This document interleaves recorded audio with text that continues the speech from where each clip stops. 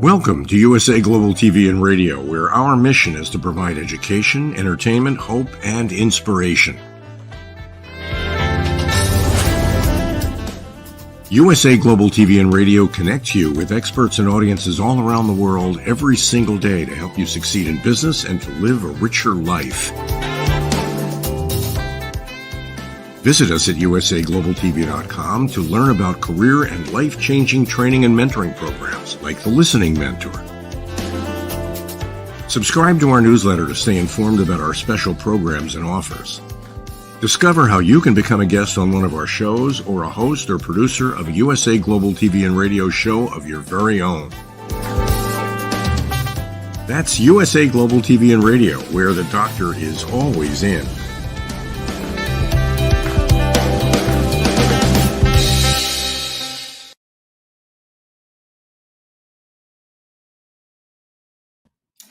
Good morning, good afternoon, good evening, and welcome back to USA Global TV and Radio, where today's show is Authentic Achievements.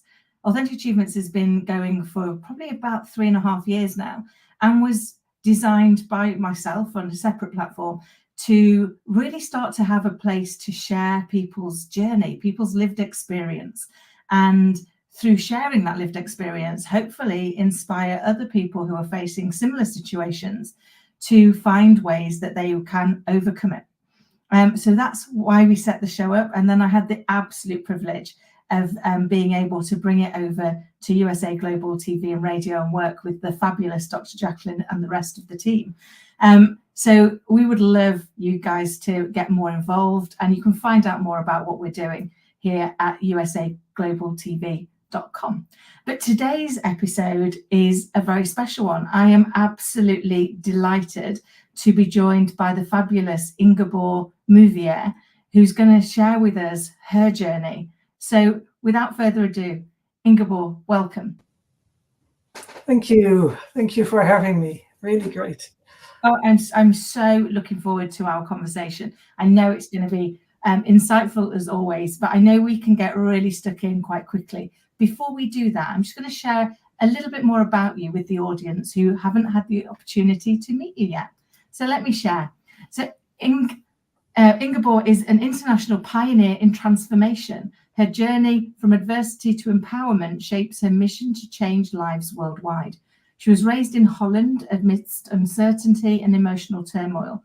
She developed resilience from a young age, navigating a challenging environment marked by parental divorce and psychological abuse. Leaving home at 16, she pursued a degree in hotel management and later thrived in London's luxury hotel industry. Balancing motherhood with a successful corporate career is where she discovered her true calling, healing others' innermost traumas. Now a renowned business and personal relationship alchemist, Ingeborg guides individuals and organizations towards transformative experiences, fostering trust and collaboration. Wow, that's quite a journey and quite a mission. Could you share with us a little bit more about that? Because there's so much packed into just that brief introduction. Yeah, sure. Well, like it is quite a journey. I grew up with a narcissistic mother, and I really had to leave home at 16, as you said, because it wasn't bearable anymore. And then I was still in a high school. I finished my high school. I went to study. I took some therapy myself because it had been really hard. Had been traumatized because of it, and yeah, it took me quite a long time to get, how I am now or where I'm now. But in that time, yeah, I felt the urge and the need to help others with what I've been through and everything what came from it. Because it's one thing to growing up with a mother who's narcissistic, but it does so much with your identity, with your self-esteem, with your self-worth, how you perceive yourself. It's everything. It's relationship. It's being codependent. Yeah, boundaries, everything. So it's a lot. I was always surviving and not living. So I needed to learn to live as well and learn those things what you normally learn at home. Yeah. Wow. I mean, I can't begin to imagine how awful that must have been, because I know, from what I understand, we build our belief system, don't we? We build it at the age of 7 and we enforce it at the age of 14 and we embed it at the age of 21. And if we don't go back and relook at that, it inadvertently drives the bus, doesn't it? It drives all the decisions we make. And yeah, I often liken it to kind of like your operating system. I'm 51, so if I hadn't looked at mine since I was 21, that's 30 years old. I mean, that's got some bugs in there that need fixing. And you wouldn't let your phone or your computer run on 30-year-old software, would you? So we do have to go in and look at actually how can we change those beliefs that are no longer serving us. But how do people get to that first piece where they realize that actually the beliefs that they're holding are what's holding them back? Yeah, well, usually you find that you have a lot of problems, like sort of repeating patterns. I always say, like, you get in the same loop and then you do the same thing, like hoping that it would be different. What people tend to do is start overthinking, a lot of thinking. They think they can think themselves out of the problems, which you can't. Because it's like an old paper. You read the same thing. It's the same beliefs, what you said. It's the same thing. You try to think yourself out of it, and you can't. So that's what usually happens. Like, you're attracting the same kind of partner, which doesn't work, or you have trouble in work, or in friendships, or things like that, or still trouble with your family. And then people start to realize, but what they tend to do is buying books, reading books, listening to podcasts. And that does help, obviously, to give you insights. But the thing is, that's not enough. It's not enough to just know what the problem is or their thoughts about the problem, but you have to go inside. There's a deep layer, like the inner child work and the pain and the wound, what I call it. That's where the sort of the real juice is, because that's where the change is. That's where the transformation is. You have to go to that part. Yeah, I think that's the part that, that journeying inward, it's hard, isn't it? It takes a lot of courage, because we're all afraid of what we're going to find there. It's like I struggled terribly with probably with imposter syndrome and a really low self-opinion of myself. And I had to go I did a lot of the journey outward first. So how many books could I read? To your point, how many podcasts could I listen to? How much research could I do? And it didn't really change until I went inward. And for me, one of the challenges of going inward was I didn't want to feel disloyal. I think that's a big problem. I didn't want to feel disloyal, that actually, because I believe that in the main, unless obviously they're narcissistic, in the main, people's intentions are honorable. Yeah. Doesn't change the impact. And once I realized that actually, I didn't need to blame myself or anybody else. It wasn't their fault that they did it because they didn't mean to, and it wasn't my fault that I made it mean something because I didn't mean to. So it was innocently created, but now it was okay to kind of dismantle that. That for me personally really helped, because I struggled to get really deep because I had that fear of disloyalty, because I was very lucky. I had lovely parents and a lovely family. That didn't mean to say nobody's perfect. You can still create a inner script that doesn't do you any good, that doesn't set healthy boundaries, that doesn't allow you to realize that actually other people's happiness is not your responsibility. Your happiness is your responsibility. And that doesn't mean to say you become self-centered and you're mean to people, but it means that actually you can't lose yourself in trying to be what others need you to be. And I think for me that was kind of towards the end of my journey, but going through those steps to go inward was I liken it a little bit to, when you go on holiday and the kids have told you that the water's really warm and it's not really. You dip your toe in and then maybe your foot, and then you come back out and you're juggling around, and it takes effort, doesn't it, to get in, to really go and look at yourself. So if people listening and watching right now are in that place where they're at the water's edge and they can't work out what's the next step, what advice could you give them on how they move forward? Well, in general, I know it to be true that it's really hard to do this journey if you really want to go to the inner child and the wound and everything on your own. Because what happens is that it needs to be safe. Now, what you said, like standing on the side of the water and dipping your toe in, there's a mechanism in people as well that you don't want to go to pain, you want to go from pain to pleasure. So that kicks in once you start doing it yourself.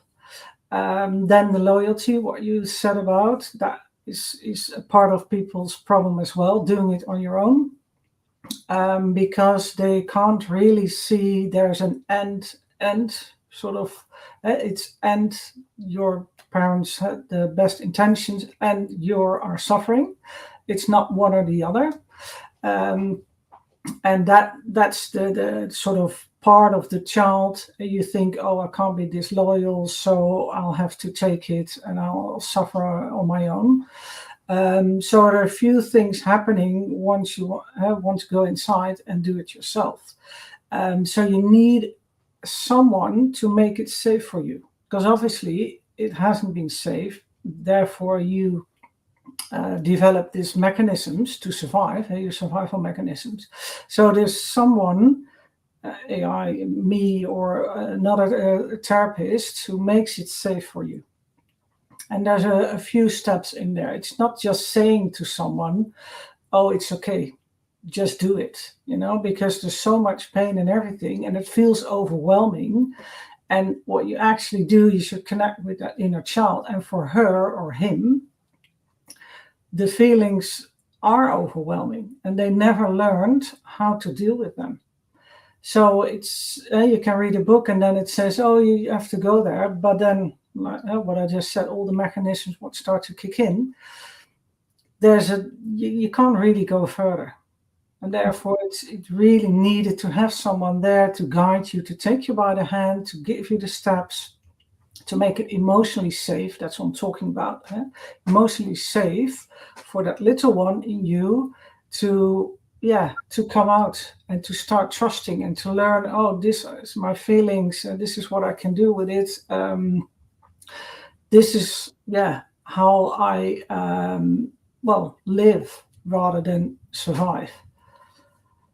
Yeah, it's so true, isn't it? Because I think also having somebody else there allows you to have a different perspective on what you're telling yourself, on how you have viewed that particular situation, because the other person hasn't got the emotional attachment to that situation, to what went on. So they'll view it probably in a more factual way, because we create stories, don't we? In the absence of facts, we create a story. And then that story feels so plausible and so believable that we believe it. And it becomes our truth. For me, I always think about those times where you're replaying something that happened in your past, and you have to be telling, somebody's telling a story about something that happened in the past that you were involved in, and you think, well, that's not how it happened, or at least that's not how I remember it. It's probably more likely what I have to say to myself. And I think for me, what I found, having somebody else external allowed me to see it from a different perspective, and therefore widen my view to allow me to think, was there a different way that I could look at it that might give me a different outcome, that might give me a different way of going. So how do people start working with you? How do they know they're ready? Well, that's a good question, actually. When you're ready, well, when the pain is big enough, that's usually the case. When the pain is big enough, you've read all the books, you've listened to all the podcasts, and you're still in the same place, and you really, really, really want a change in your life. You might want to have a partner, you might want to get out of a relationship, you might want to move up the ladder at work, which doesn't work out. Loads of things. You want to have better friendships, better communication with your kids, anything, or with your spouse. And the pain is big enough. You tried it yourself, you tried that loop, it's not working. And you feel really sort of miserable. You're stuck. You feel stuck. Something has to happen. You tried it yourself in every different way. Usually people tried a psychologist or other therapist. I'm not saying they're not good, because I can't say anything about someone else. Maybe the pain is not big enough. Maybe only talk therapy is not enough. Then you have the insights, but what then? And that's what usually is the place they come to me, and we start working. So it's really the pain that sort of drives them to come to me and say, now I want to change. I want my life to change. Yeah, because I guess sometimes we get to that point, don't we, where because often we stay where we are because better the devil, and we don't move, because what if we move and the grass isn't greener and it's not better? But I think there comes a point in our lives, isn't it, where staying where we are becomes so unbearable that we have to take the chance that making the move is going to be better than where we are. And I think for me, that I definitely went through that. It was like I stayed in that same place for far too long, because what if the unknown was worse? And I can honestly say, having now made the move, the unknown is not worse. It's significantly better. And I wish I'd moved a lot sooner. But there's some of the things we tell ourselves. So there are other things that are common that we tell ourselves that are silently delaying us from getting the transformation we deserve. Yeah, she doesn't know my story, and how can she help me? Or I think what I usually hear from people is, I know the situation, I know what my problem is, and obviously they do, but I know and I realize that it usually is only part of the real problem. They think they know, uh, but they don't have the overview.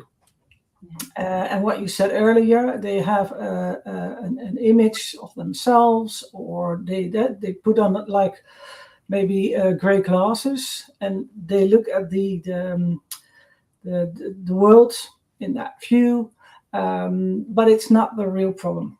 The problem is bigger. There's so many things which are attached to it, and I or another therapist, you have an overview. You don't have what you said, the emotional detachment from it. So you can see the whole problem. So they usually tell me what they think it is, and often we find it's not all that. It's more. There's more to the story. And I'm not emotionally involved. Obviously involved with my clients, but not in their story, so I can view what it is. And beside that, I'm very highly sensitive, so I can pick up on things inside someone as well, which helps the analytical side. So it's a combination of the two, and we get to the core issue, the core problem. I love that, because I think that is often it, isn't it? Is that is very often we're busy fixing symptoms and we haven't got down to cause, and we think because we find another symptom, like put another plaster over that one, and then we keep going. But if we don't get all the way down to the cause, the symptoms are going to keep popping up no matter how hard we try and address those. And you do need somebody external to help you to see how all the symptoms help you pull back to the cause, so that you can then work with that, can't you, and make those changes and start to become your own best friend. I mean, I spent a lot of my life being my own worst enemy, and it's like ridiculous, because wherever I go. So if I don't learn to like myself, I'm going to be pretty miserable for the rest of my life. So how do I find a journey to like myself? Was kind of the start of mine. But it was that realization that if I didn't, I would be stuck with who I thought I was for the rest of my life, and that was a bit terrifying. I can imagine. It's been a long one, then. It's been a long one. Yeah. I think also I saw for me a big part of my drive for really understanding myself and trying to understand that root cause and then to make those changes was my little girl, because I realized if I didn't, inadvertently I'll be passing the same thing on to her, because I fixed it. And children don't just learn by what we say and do, they learn by how we are and who we are and how we show up in the world, don't they? So I think that can be a big driver for people making that change, can't it, when they've got children. And you mentioned earlier, it can impact your relationships, but all of your relationships, your work relationships, your home relationships, your relationships with children, with friends, with other parents. It can run the whole gauntlet, can't it? Yeah.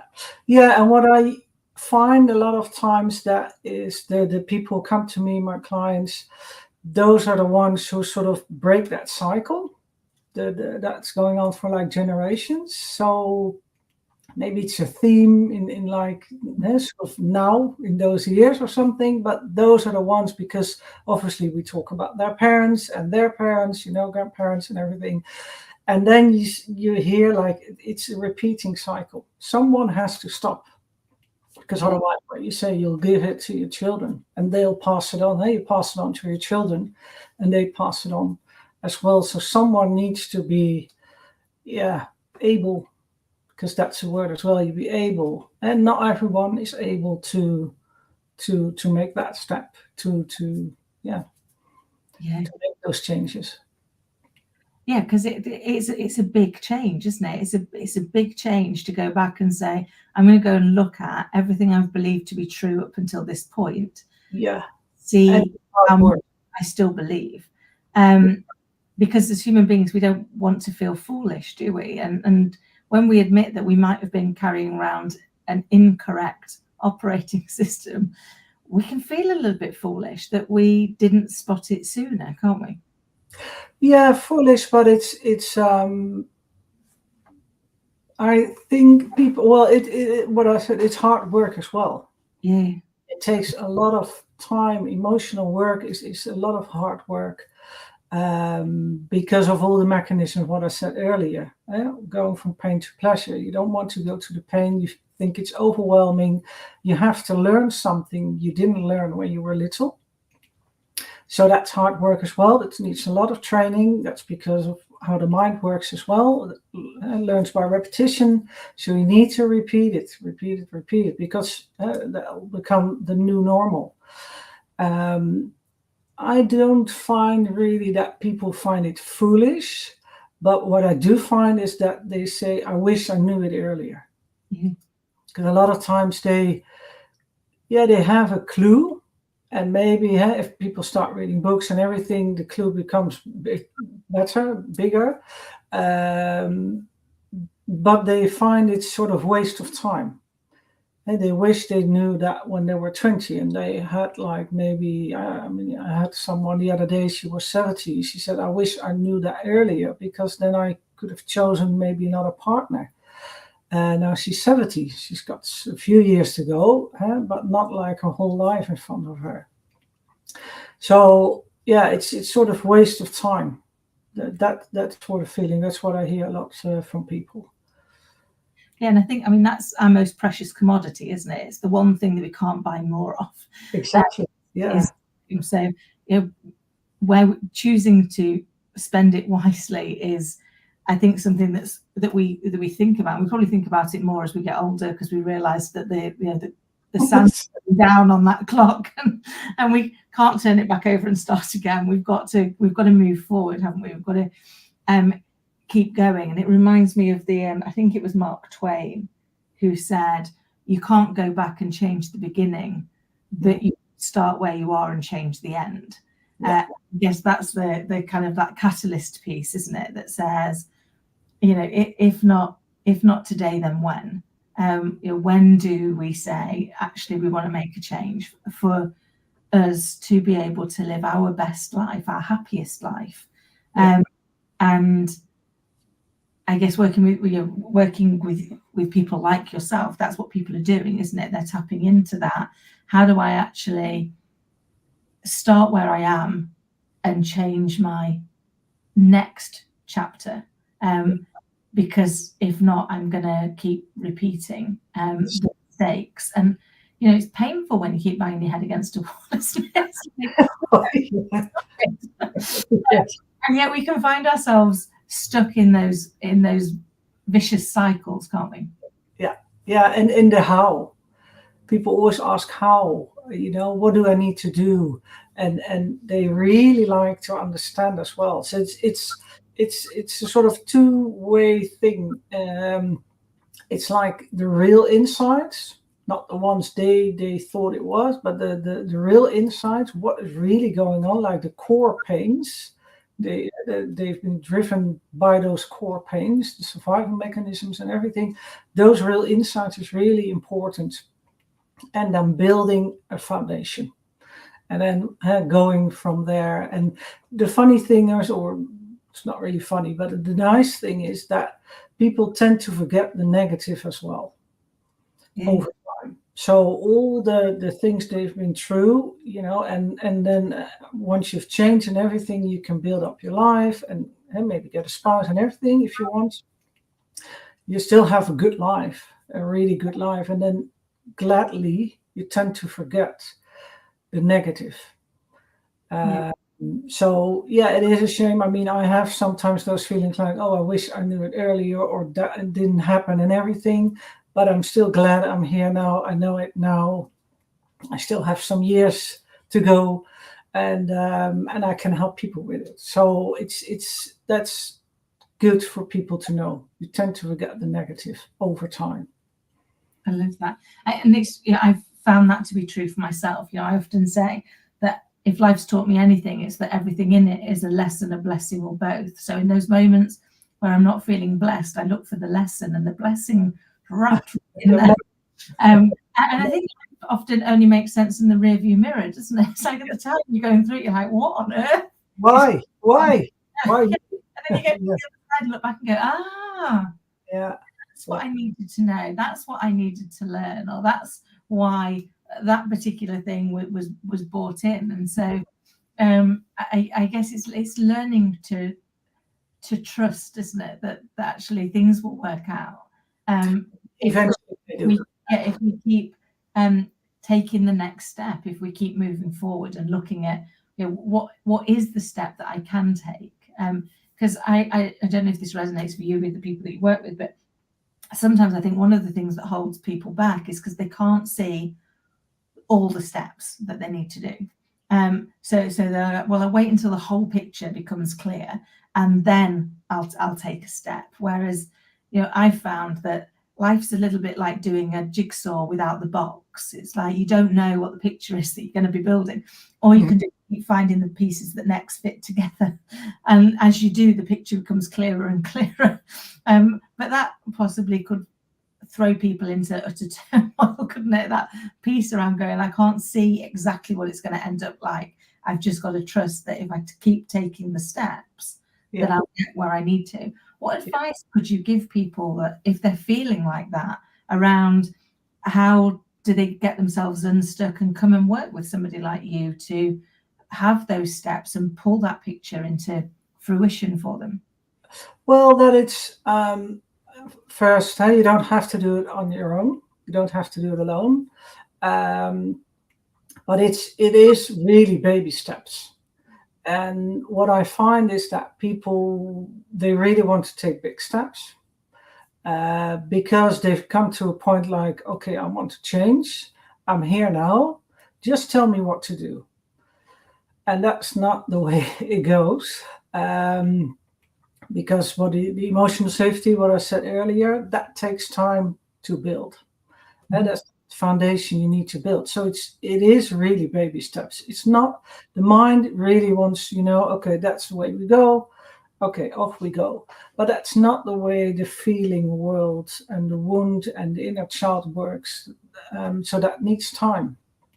And they have to trust that if they take baby steps, they will get there. Maybe a bit longer than what they want, what the mind wants. And it is like if you take those baby steps every time, that in the end of the trajectory or wherever you do, it is a 180. So you've changed. And the thing is, it's easier for me sometimes to see that people change than they will find themselves, they will feel, because they're in those, the same thoughts and everything, and they can't really see it changing in their life. So that takes time as well. So it is a matter of, in a way, trusting the therapist that she knows what she's doing, he or she, that she takes you by the hand. And if you start doing the work, obviously there's no change without doing the work. So if you have assignments and things like that, do it, even if you can't really see it, because obviously if you could see it, you've changed it yourself. And you didn't, and that's no shame. That's not a fault, but that's the way it goes. So trust in every step you have to take, and then you will get there. I love that, because we have blind spots for a reason, don't we? We're blind to them. Saying years ago, I went into a new organization and I said to my team, if I do anything that's really annoying or irritating, really cheeses you off, even if it's really obvious, could you please tell me? Because it won't be my intention, but it might be my impact, because I can't see my own blind spots. And by the same token, are you happy if I share any blind spots I come across? Because again, I'm going to know that you're not doing it because it's really obvious, you're doing it because you can't see it. because I think it just helps set that scene, doesn't it? And that you'll put in that safe space. It's like, it's okay if we give people feedback. It's not about fault or blame. It's about saying, you might not have been able to see this. No. This might have been in your blind spot, but if we can bring it to the light, then actually you can understand it, and then you can work with it. You can decide what you're going to do next in that kind of piece in with what you do with that. So how do people work with you? How do people get in touch with you? Well, they can find me in different ways. Obviously, the socials, LinkedIn, Facebook, and Instagram, all under my own name. So it's not an easy name, but it's under my own name. Or via my website, MetaMind Breakthrough. And we can have a free discovery call, and I can listen to you, and you can tell me what the story is and your problems and everything, and then we can work out a tailor-made program for you. I have different programs, and usually someone fits in one of those programs. Fabulous. And who's your ideal client? Who do you love working with that you know that you can absolutely help? Absolutely help. Well, I help men, women, and couples. I don't have a specific age range because for me that doesn't matter. It's problem based. It's people who suffer from codependency, attachment or abandonment issues, narcissism abuse, relationship addiction, or a combination thereof, and that could be working out in business as well. So people usually don't sort of relate that, but codependency is a big thing in business as well. The people-pleasing people, trouble setting boundaries, saying no, or going for that promotion, things like that, or trouble managing their team. That's the way it works out in business and in personal. It's the things they want to get. Well, a fulfilling relationship, they don't have any, or those patterns what they're stuck in. So people who in that space, that's what I really like working with. Oh, fabulous. And obviously we'll make sure that those contact details and that are below. I could chat to you all day, but I'm conscious we're coming to a close and the end. If there were one last piece of advice that you could share with us, what would it be? Well, it's maybe a bit of a sort of fluff one, but I'll explain it. What I would say is never leave your inner child in the hallway. So get in touch with your inner child. If there's a wound, try to solve it, get help, because that means the world to him or her, and that will change your life. Oh, I love that. I love that. And for me, one of my things, my little girl is the spitting image of me when I was the same age. So my inner child is running around externally. That really brings it home to me all of the time. That is like, okay, this is the bit we're trying to fix. And I love that whole don't leave them in the hallway and trust their judgment. I think we're quick to dismiss children and what they have to say, and when we inadvertently invalidate their inner belief in kind of what they're doing. And what I'm trying to do with Scarlett is make sure I always validate her belief, which is like, if that were to happen, if she had a nightmare, if that were to happen, I would be scared. I don't think that is happening, so we're okay. But it would be okay to feel like that, because that is how you would feel in that situation. Ingeborg, it's been an absolute delight. Thank you so very much for coming here to USA Global TV and Radio and sharing your wisdom and insight with us. It's been an absolute pleasure. Thank you very much. It was really lovely to be there and to share my story. Thank you. Thank you for coming. And that's us for today. Thank you so much for everybody listening and watching. I hope you found it interesting and maybe given you some insight that you can change the rest of your life if you want to. Thank you again for joining us here on Authentic Achievements. And if you've got a story that you want to share, a lived experience that you believe is going to really help other people, then please do get in touch and either join us here on this show by going to usatv.com and booking a session, or come across to my platform, which is AuthenticAchievements.com, and see what we're doing there. Until next time, thank you all so much for listening and watching, and take care.